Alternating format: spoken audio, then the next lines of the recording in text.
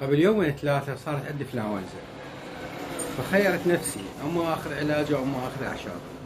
بعدين قلت اذا انا انطي الناس اعشاب لازم اخذ اعشاب، صانع السم يذوقه.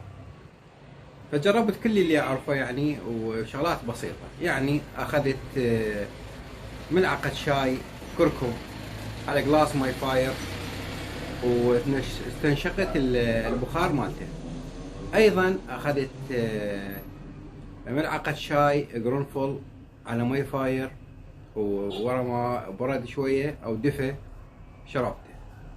وايضا الصفصاف او القلنطوز الورق ماله فورته وتبخرت بالمي مالته ونمت. الحمد لله ثاني يوم كل الزين.